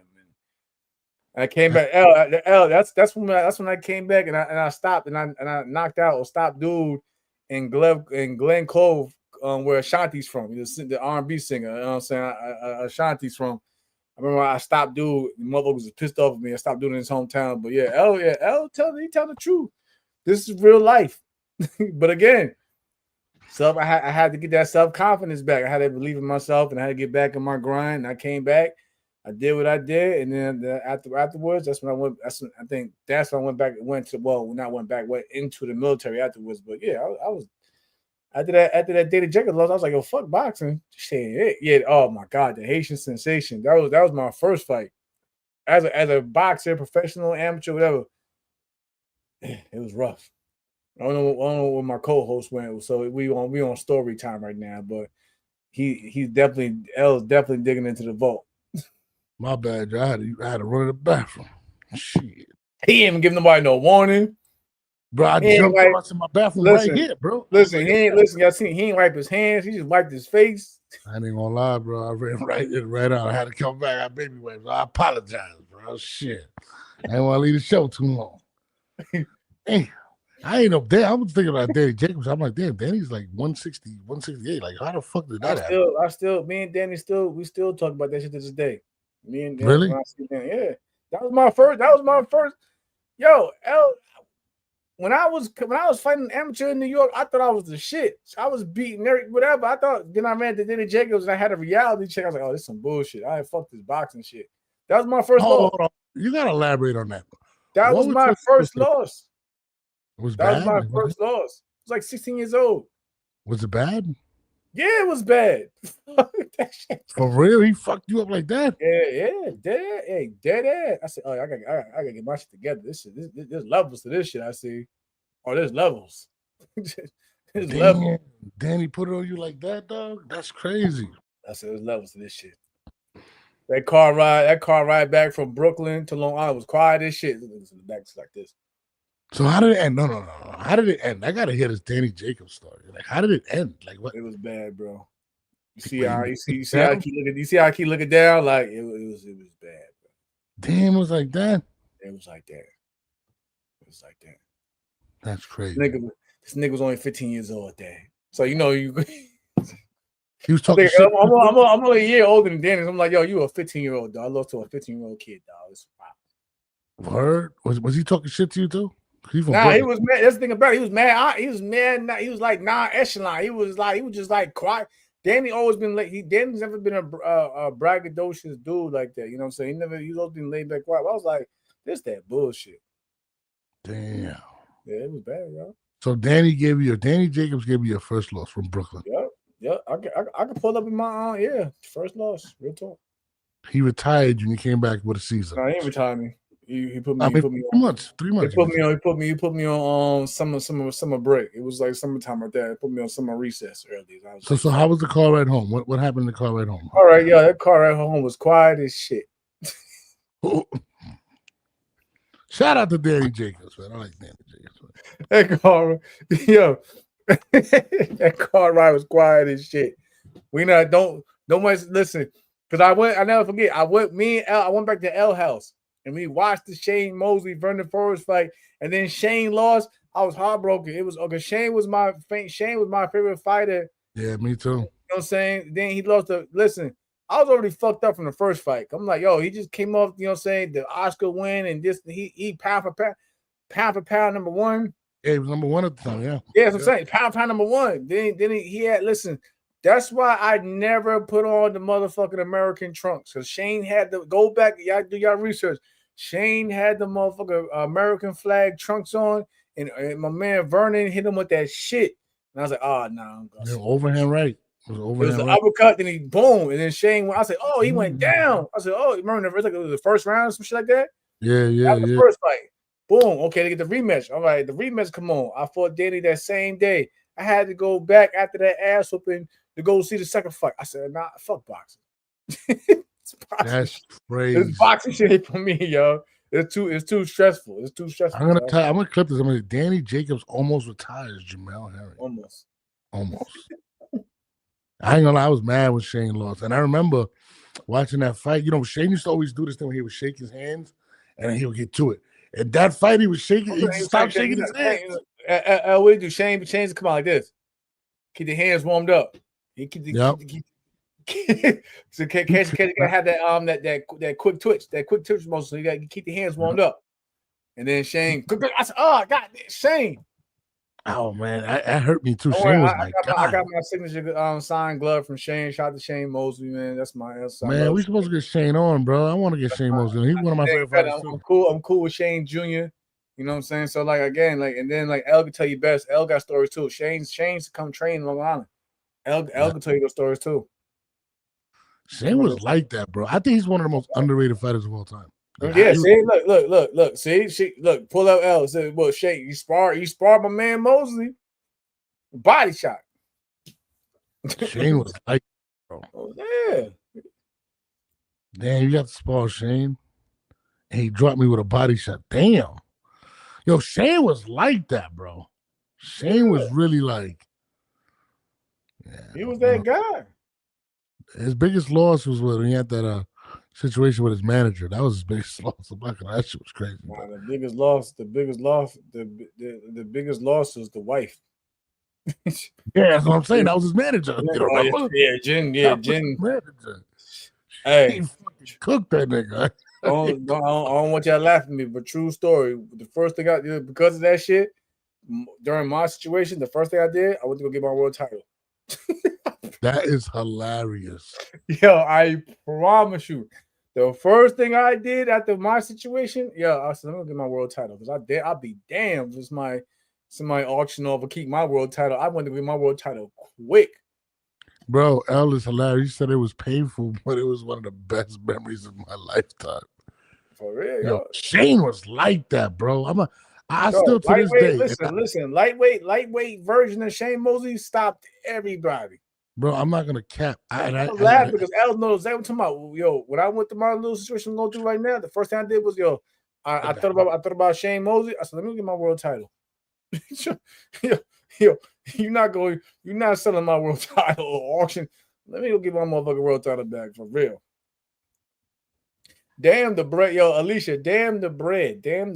I get that. The money. I mean, yeah, money important, but two, I need to go get my world title, dude. It's the principle. It's the principle, yo. Hey Mel, I'm sorry, but how do you gain confidence when you're in the slump? Yo, you gotta that's okay. I'm glad you said that, Octavia. You gotta lean on. Sometimes you make to lean on to the ones that you close to. Like again, my brother in the chat, I speak to him every day. Even if it's like temporary, we check up each other every day, and it's like though through my hard times, you know what I'm saying, I went to the ones, you know what I'm saying, ones that were close to me, that, you know what I'm saying, to keep me uplifted. You know what I mean? So like I hope for your sake, Octavia, you got people that you can, you know what I'm saying, you can fall back on and easily open up to and speak with, you know what I'm saying? But for me, like I said, I had to fall back for those that were close to me and that, you know what I'm saying, that know me since my day ones, pretty much my day ones. I don't know if my shit fucked up was Norris, but you know, I see everybody else still in the chat still going.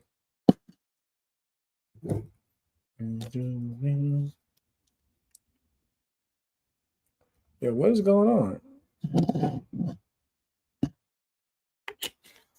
Let me make sure this dude ain't. Let me make sure it ain't me.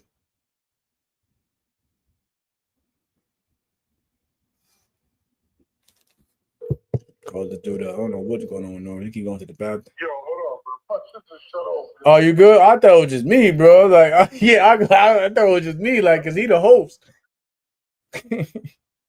Second degree black. All right, I'm taking those questions. Me and Octavia have the conversation on the side. I'll get yo, fix your shit. You fucking up. I still got a corner.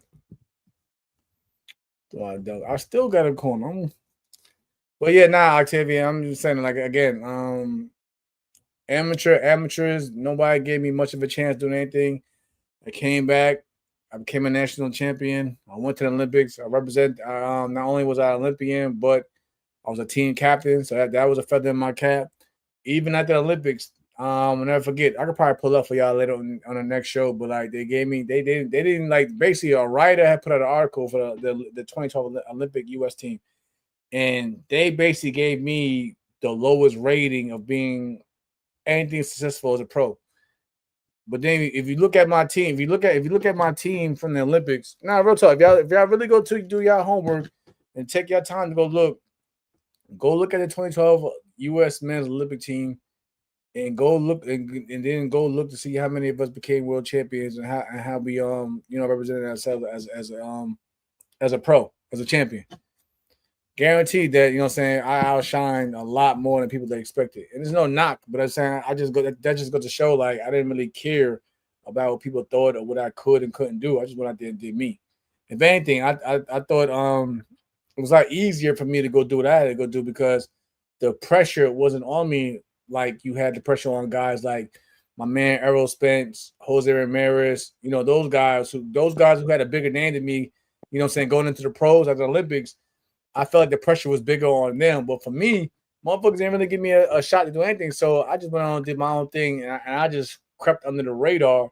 And then one day y'all seen me pop out, I was a world champion. So it didn't bother me not at all. Yeah, my bad, y'all. I was my battery. I had to plug my shit in, but I didn't. I did it late. I'm trying to get my computer back on. You making mad excuses, but I'm just having these conversations over here with the chat. Well, I'm trying to charge my damn thing again. But anyway, we can end it on that note anyway.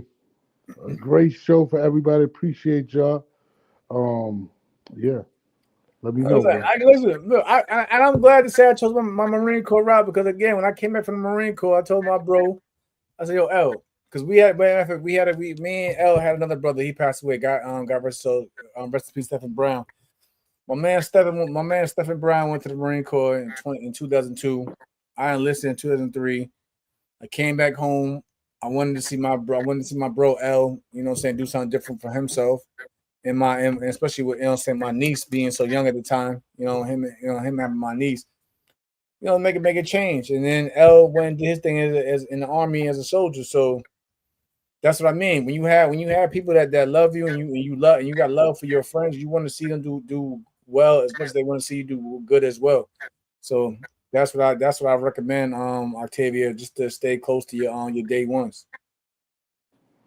Yeah, facts. Shit, we probably gonna wrap up right now. Now we're gonna wrap up because you fucking up. We gotta wrap up. It's a wrap. You ain't got no camera on. No, I just you on the toilet. It's a wrap. It's over. You on the toilet with the camera off, y'all. Appreciate you, Octavia. A new guest has entered the studio. Hold on. That means my laptop might have just turned on. Everybody ain't got no web cameras on now. I'm sorry, sir. Oh, hold on. He got echoes and shit. Give me a second. I'm gonna sign off for this one.